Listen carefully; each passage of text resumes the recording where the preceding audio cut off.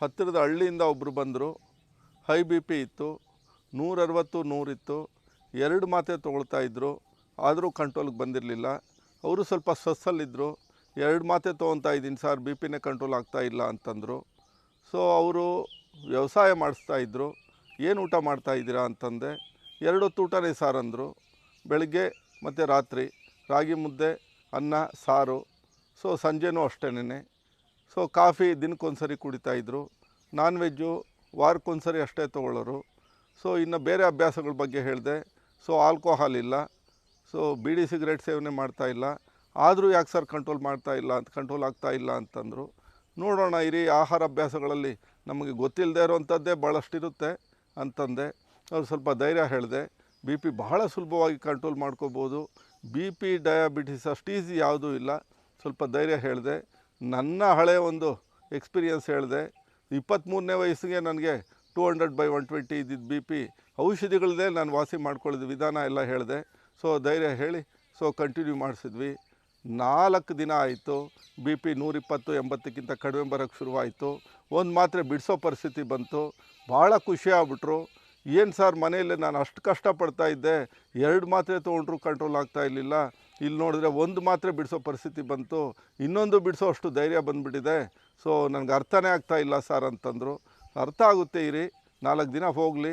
ನಿಮ್ಮ ಆಹಾರ ಜೀವನ ಶೈಲಿ ಬಗ್ಗೆ ಅಲ್ಲಿಗೂ ಇಲ್ಲಿಗೂ ನೀವು ಕಂಪೇರ್ ಮಾಡ್ತಾ ನಿಮಗೆ ಗೊತ್ತಾಗುತ್ತೆ ಅಂತಂದೆ. ಸೊ ಮಾರನೇ ದಿನ ಅಂದರೆ 5ನೇ ದಿನ ನನ್ನ ಉಪನ್ಯಾಸದ ಕಾರ್ಯಕ್ರಮದಲ್ಲಿ ಉಪ್ಪಿನ ಬಗ್ಗೆ ಹೇಳ್ತಾ ಹೋದೆ. ಸೊ ಉಪ್ಪು ನಮಗೆ ಬೇಕಾಗಿರೋದು 5 ಗ್ರಾಮ್. ಅದು ವಿಶ್ವ ಆರೋಗ್ಯ ಸಂಸ್ಥೆ ಪ್ರಕಾರ ಇಡೀ ಮನುಷ್ಯನಿಗೆ, ನೀವು ಯಾವುದೇ ದೇಶದಲ್ಲಿರಿ, ಊರಲ್ಲಿರಿ, ಕಾಡಲ್ಲಿರಿ, ದಿನಕ್ಕೆ ಬೇಕಾಗಿರೋ 5 ಗ್ರಾಮ್ ಉಪ್ಪು. ಆದರೆ ತೊಗೊಳ್ತಾ ಇರೋ ಭಾರತೀಯರ ಸರಾಸರಿ ಉಪ್ಪು 10.2 ಗ್ರಾಮ್.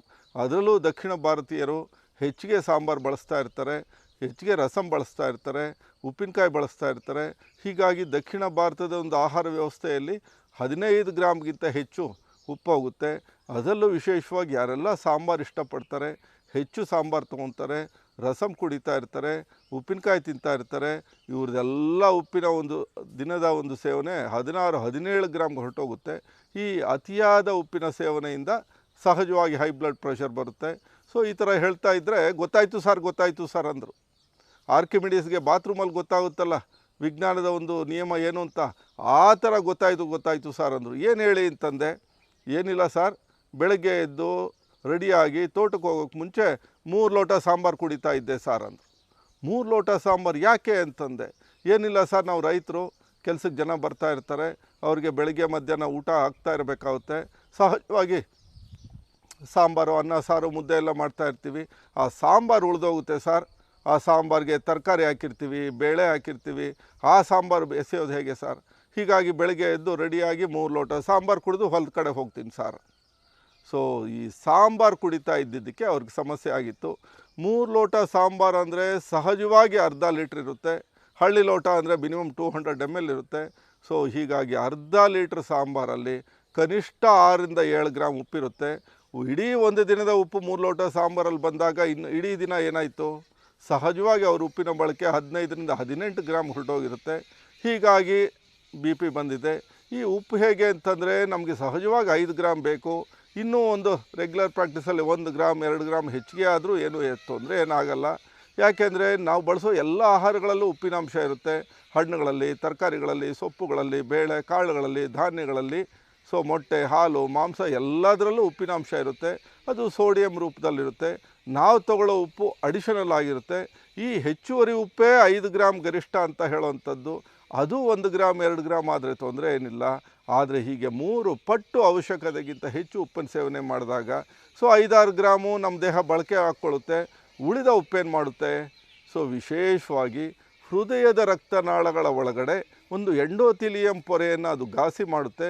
ಈ ಘಾಸಿಯಾದ ಹೃದಯದ ರಕ್ತನಾಳಗಳಂದರೆ ಆರ್ಟರೀಸ್ ಅಥವಾ ಧಮನಿಗಳ ಒಳಭಾಗದಲ್ಲಿ ಅದು ಉಪ್ಪು, ಅತಿಯಾದ ಉಪ್ಪು, ಅದನ್ನು ಒರಟು ಮಾಡೋದರಿಂದ, ಅದನ್ನು ಹಾಳು ಮಾಡೋದರಿಂದ ಅಲ್ಲಿ ನಮ್ಮ ಆಹಾರದಲ್ಲಿರೋ ಸೊ ಅತಿಯಾದ ಎಣ್ಣೆ ಅಂಶಗಳು ರಕ್ತದಲ್ಲಿ ಹೋದ್ಮೇಲೆ ಟ್ರೈಗ್ಲಿಸರೈಡ್ಸ್ ಆಗುತ್ತೆ, ಅಥವಾ ಕೊಲೆಸ್ಟ್ರಾಲ್ ನಮ್ಮ ದೇಹದಲ್ಲಿ ಹೆಚ್ಚಿಗೆ ಇರ್ಬೋದು. ಇವೆಲ್ಲ ಅಲ್ಲಿ ಅಂಟ್ಕೊಂಡು ಸೊ ಹೃದಯದ ರಕ್ತನಾಳಗಳ ತಡೆ ಉಂಟಾಗುತ್ತೆ. ಈ ಹೃದಯದ ರಕ್ತನಾಳಗಳ ತಡೆ ಅತಿಯಾದ ಬ್ಲಡ್ ಪ್ರೆಷರ್ಗೆ ಕಾರಣ ಆಗುತ್ತೆ. ಹೀಗಾಗಿ ಉಪ್ಪಿನ ಸೇವನೆಯನ್ನು ಮಿತಗೊಳಿಸಿ. ಸೊ ಸಹಜವಾಗಿ ಒಂದು 4-5 ಗ್ರಾಮ್ ಉಪ್ಪಿಗೆ ತಂದಾಗ ಎಷ್ಟೇ ಬಿ ಪಿ ಇಲ್ಲಿ ಕಂಟ್ರೋಲ್ ಆಗುತ್ತೆ.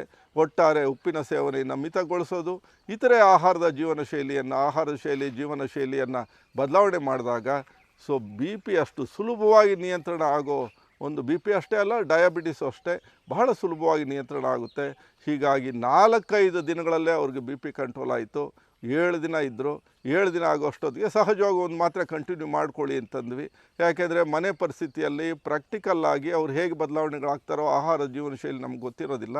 ಹೀಗಾಗಿ ಬದಲಾವಣೆಗಳನ್ನು ಮಾಡಿ ಮಿನಿಮಮ್ ಒಂದು ಟ್ಯಾಬ್ಲೆಟಲ್ಲಿ 110-70ಕ್ಕೆ ಬಂತು. ಕಡೆಗೆ ಹೋಗೋಷ್ಟೊತ್ತಿಗೆ ಬಹಳ ಸುಲಭವಾಗಿ ಬಿ ಪಿ ಕಂಟ್ರೋಲಿಗೆ ಬಂತು. ಈ ಬಿ ಪಿ ಹೇಗೆ ಅಂತಂತಂದರೆ ಉಪ್ಪಿಗೂ ಬಿ ಪಿಗೂ ನೇರವಾಗಿ ಸಂಬಂಧ ಇದೆ. ಇವತ್ತು ಭಾರತದಲ್ಲಿ ಸುಮಾರು 35-40 ಕೋಟಿ ಜನಕ್ಕೆ ಹೈ ಬಿ ಪಿಯಿಂದ ಬಳಲ್ತಾ ಇದ್ದಾರೆ. ಅದಕ್ಕೆ ನೇರವಾದ ಕಾರಣ ಅತಿಯಾಗಿರೋ ಉಪ್ಪು, ಜೊತೆಯಾಗಿರೋ ಅಡುಗೆ ಎಣ್ಣೆ ಆಗಿದೆ. ಈ ಉಪ್ಪಿನ ಬಗ್ಗೆ, ಈ ಸಮಸ್ಯೆಗಳ ಬಗ್ಗೆ, ಉಪ್ಪಿನಿಂದ ಬರೀ ಹೈ ಬಿ ಪಿ ಅಷ್ಟೇ ಅಲ್ಲ, ಇನ್ನೂ ಹಲವಾರು ಸಮಸ್ಯೆಗಳಿದೆ. ಅಂದರೆ ನಾವು ಸಾಮಾನ್ಯವಾಗಿ 4-5 ಗ್ರಾಮ್ ಉಪ್ಪು ಬಳಸಿದ್ರೆ ತೊಂದರೆ ಏನಿಲ್ಲ. ಆದರೆ 2 ಪಟ್ಟು 3 ಪಟ್ಟು ಉಪ್ಪು ಬಳಕೆ ಆದಾಗ ಇವೆಲ್ಲ ಸಮಸ್ಯೆಗಳು ಶುರುವಾಗುತ್ತೆ. ಇವೆಲ್ಲ ಸಾವಿರಾರು ಸಂಶೋಧನೆಗಳು ಆಗೋಗಿದೆ. ಇಡೀ ಪ್ರಪಂಚದಾದ್ಯಂತ ಅತಿಯಾದ ಉಪ್ಪಿನ ದುಷ್ಪರಿಣಾಮಗಳ ಬಗ್ಗೆ ಸಾವಿರಾರು ಸಂಶೋಧನೆಗಳಾಗಿದೆ. ಬಟ್ ಅವೆಲ್ಲ ಸಂಶೋಧನೆಗಳು ಬರೀ ಪೇಪರ್ಗಳಷ್ಟಲ್ಲೇ ಉಳ್ಕೊಂಡಿದೆ, ಪುಸ್ತಕಗಳಷ್ಟೇ ಉಳ್ಕೊಂಡಿದೆ. ಜನಸಾಮಾನ್ಯರ ಅಡುಗೆ ಮನೆಯಲ್ಲಿ ಅಡುಗೆ ಮಾಡೋರ ಒಂದು ಸಾಮಾನ್ಯ ಒಂದು ಇದಕ್ಕೆ ಅದು ಬಂದಿಲ್ಲ. ಹೀಗಾಗಿ ಉಪ್ಪು ಎಷ್ಟು ಹಾಕ್ತಾರೆ ಅಂತ ಗೊತ್ತಾಗ್ತಾ ಇಲ್ಲ. ಅದರಲ್ಲೂ ವಿಶೇಷವಾಗಿ ನೀವು ಪಲ್ಯಗಳಿಗೆ ಬೆರಳುಗಳಲ್ಲಿ ಎತ್ಕೊಂಡು ಹಾಕಬೇಕು, ಚಟ್ನಿಗೆ ನಾವು ಬೆರಳುಗಳಲ್ಲಿ ಎತ್ತಾಕಬೇಕು. ಆದರೆ ಸಾಂಬಾರಿಗೆ ಎಷ್ಟು ಉಪ್ಪು ಹಾಕಬೇಕು, ಹೇಗೆ ಉಪ್ಪು ಹಾಕಬೇಕು, ಒಂದು ಹಿಡಿಯನ್ನೇ ಎತ್ತಾಕಬೇಕು ಸಾಂಬಾರು ಮಾಡಬೇಕು ಅಂತಂದರೆ. ಒಂದು ಹಿಡಿ ಅಂತಂತಂದರೆ ಸಹಜವಾಗಿ 15-20 ಗ್ರಾಮ್ ಇರುತ್ತೆ. ಸೊ ಹೀಗಾಗಿ ಸಾಂಬಾರು ಹೆಚ್ಚಿಗೆ ಬಳಸ್ತಾ ಇರೋರಲ್ಲಿ, ರಸಮ್ ಹೆಚ್ಚಿಗೆ ತೊಗೊಳ್ತಾ ಇರೋರಲ್ಲಿ, ಅನ್ನಕ್ಕೆ ನೀರಾಗಿ ಸಾಂಬಾರು ಹಾಕ್ಕೊಂಡು ಸೇವನೆ ಮಾಡ್ತಾ ಇರೋರಲ್ಲಿ, ಉಪ್ಪಿನಕಾಯಿ ಬಳಸೋರು, ಅತಿಯಾಗಿ ಉಪ್ಪನ್ನು ಬಳಸೋರು, ಅನ್ನಕ್ಕೆ ಉಪ್ಪು ಹಾಕಿ ಬೇಯಿಸ್ತಾ ಇರ್ತಾರೆ. ಇನ್ನು ಹಣ್ಣುಗಳಿಗೆಲ್ಲ ಉಪ್ಪು ಹಾಕಿ ತಿಂತಾ ಇರ್ತಾರೆ, ಹಸಿ ಸಲಾಡ್ಸ್ಗೆಲ್ಲ ಉಪ್ಪು ಹಾಕಿ ತಿಂತಾ ಇರ್ತಾರೆ. ಇವೆಲ್ಲವೂ ಸಹ ಈಗ ಕಾಯಿಲೆಗಳಾಗಿ ಪರಿವರ್ತನೆ ಆಗುತ್ತೆ. ಉಪ್ಪಿನ ಸೇವನೆಯನ್ನು ಮಿತಗೊಳಿಸಿ, 5 ಗ್ರಾಮ್ಗೆ ಮಿತಗೊಳಿಸಿ. 5 ಗ್ರಾಮ್ ಅಂತಂದರೆ ಒಂದು ಸಣ್ಣ ಟೀ ಚಮಚ ಅಷ್ಟೇ. ಒಬ್ಬರಿಗೆ ಒಂದು ದಿನಕ್ಕೆ 5 ಗ್ರಾಮ್ ಅಂತಂದರೆ ತಿಂಗಳಿಗೆ 150 ಗ್ರಾಮ್. ನೀವು ಮನೇಲಿ ಒಬ್ಬರಿದ್ದರೆ ತಿಂಗಳಿಗೆ 150 ಗ್ರಾಮ್ ಬಳಸಲಿ. ಸೊ ನೀವು ಮನೆಯಲ್ಲಿ ಇಬ್ಬರಿದ್ದರೆ ತಿಂಗಳಿಗೆ 300 ಗ್ರಾಮ್ ಅಂತ ಒಟ್ಟಾರೆ 1 kg ಉಪ್ಪನ್ನು ತಂದಾಗ ಎಷ್ಟು ತಿಂಗಳು ಬರಬೇಕು ಅನ್ನೋದು ಒಂದು ಸರಳ ಲೆಕ್ಕಾಚಾರ ಹಾಕ್ಕೊಂಡು ಉಪ್ಪಿನ ಸೇವನೆಯನ್ನು ಬಳಸಲೇಬೇಕಾಗುತ್ತೆ. ಸೊ ಒಟ್ಟಾರೆ ಅಧಿಕ ಉಪ್ಪು ಶೂಲ 10 ಕಾಯಿಲೆಗಳಿಗೆ ಕಾರಣ ಆಗುತ್ತೆ. ಆದರೆ ಉಪ್ಪು ಬಿಡೋಕ್ಕೆ ಸಾಧ್ಯನೇ ಇಲ್ಲ. ಉಪ್ಪು ಬೇಕೇ ಬೇಕು. ಉಪ್ಪಿಲ್ಲ ಅಂದರೆ ಸೋಡಿಯಂ. ಉಪ್ಪು ಅಂತಂದರೆ ಉಪ್ಪಿನ ಮೂಲಕ ನಮಗೆ ಸಿಗ್ತಾ ಇರೋ ಸೋಡಿಯಂ ಇಲ್ಲ ಅಂತಂದ್ರೆ ನಮ್ಮ ಜೀವನೇ ನಡೆಯಲ್ಲ. ಸೊ ಉಪ್ಪು ನಮಗೆ ಬೇಕು, ಬಟ್ ಮಿತಗೊಳಿಸಿ. ಆದರೆ ಕೆಲವ್ರಿಗೆ ಸೀನಿಯರ್ ಸಿಟಿಸನ್ಸ್ಗೆ ಸೊ ಲೋ ಸೋಡಿಯಂ ಅಂತ ಆಗಿದ್ದು ಸೊ ಡಾಕ್ಟರ್ಸ್ ತಮಗೆ ತಿಳಿಸಿದರೆ ಸೊ ಆಗ ನೀವು ನಿಯಂತ್ರಣ ಮಾಡಬೇಡಿ. ನಿಮ್ಗೆ ಯಾವ ಪ್ರಮಾಣದಲ್ಲಿ ಸೇವನೆ ಮಾಡ್ತಾಯಿದ್ರು ಅದನ್ನೇ ಕಂಟಿನ್ಯೂ ಮಾಡಿ. ಲೋ ಸೋಡಿಯಂ ಆಗಿರೋದನ್ನ ಹೊರತುಪಡಿಸಿ ಉಳಿದವರೆಲ್ಲ ಸಾಮಾನ್ಯವಾಗಿ ದಿನಕ್ಕೆ ಒಂದು 5-6 ಗ್ರಾಮನ್ನು ಉಪ್ಪನ್ನು ಬಳಸಿ. ಸೊ ಒಟ್ಟಾರೆ ಉಪ್ಪು ನಮಗೆ ಬೇಕೇ ಬೇಕು.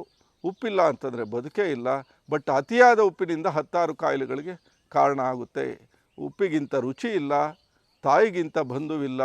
ಆದರೆ ಅಧಿಕ ಉಪ್ಪು ಒಳ್ಳೆಯದಲ್ಲ, ಅದು 10 ಕಾಯಿಲೆಗಳಿಗೆ ಮೂಲ. ನಮಸ್ಕಾರ.